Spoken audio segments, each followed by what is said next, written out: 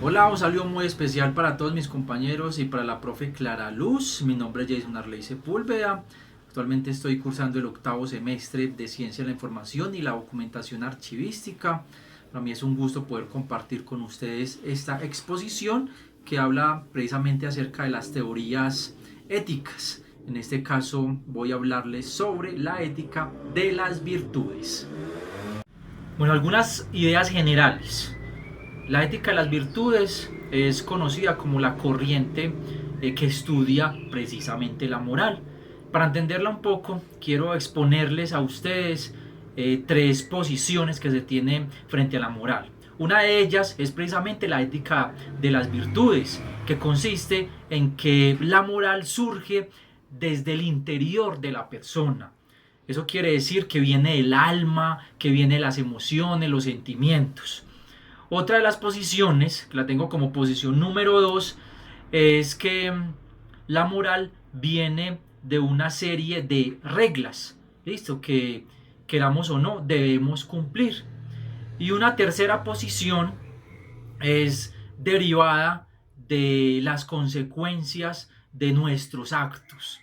Listo, eso quiere decir que en la medida de que nuestro acto haga o no haga daño, es reconocida como moral.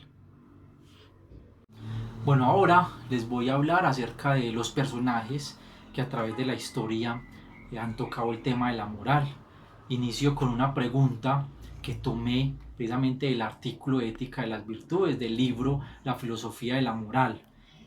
Y esta es, ¿qué hace a una persona virtuosa? Esa es la pregunta que extrae. Precisamente Aristóteles nos cuenta que le dedicó mucho tiempo, muchos años de su vida al estudio del tema de la generosidad, de la sinceridad y del dominio a sí mismo. Pero no fue el único, también aparece lo que es Sócrates y Platón.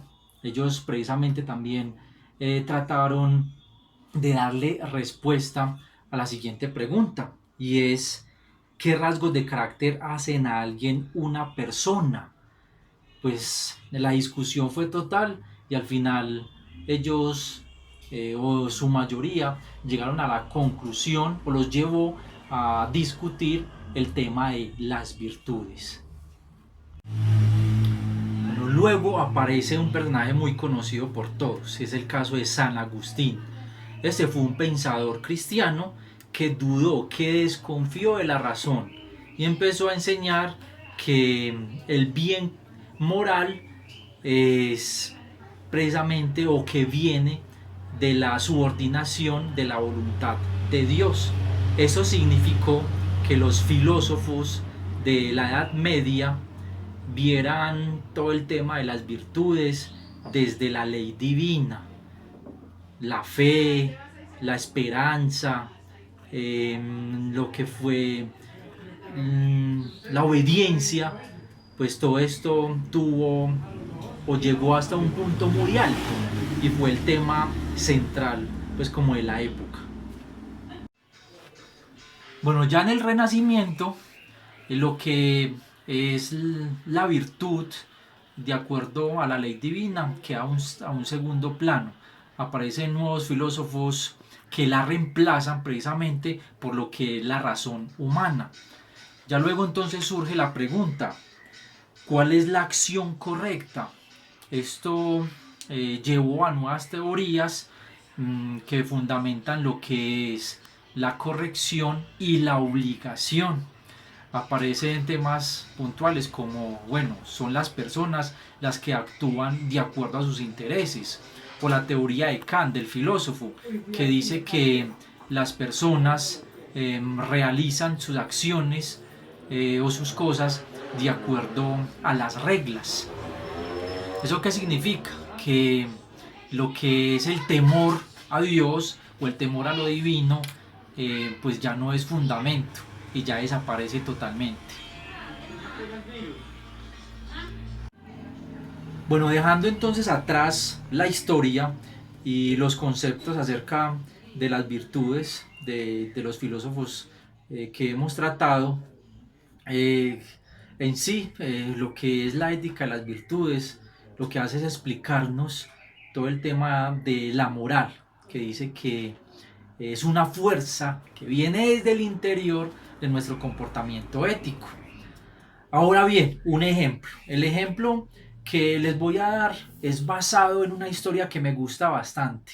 Es una historia o un cuento realmente de Franz Kafka. Este escritor hablaba precisamente de la comunidad. En resumido, ¿cierto? Se los voy a decir. Es que precisamente son 5 amigos que la gente los señala cuando salen de una casa y desde ahí, desde entonces, no se despegan. Ellos pues tendrían una vida pacífica si no se ingiriera continuamente un sexto. No lo conocen, no saben quién es, pero aún así pues no lo aceptan, no lo acogen. Ellos no tienen ningún argumento válido, pero simplemente se basan en que son 5 y que no quieren ser 6 simplemente.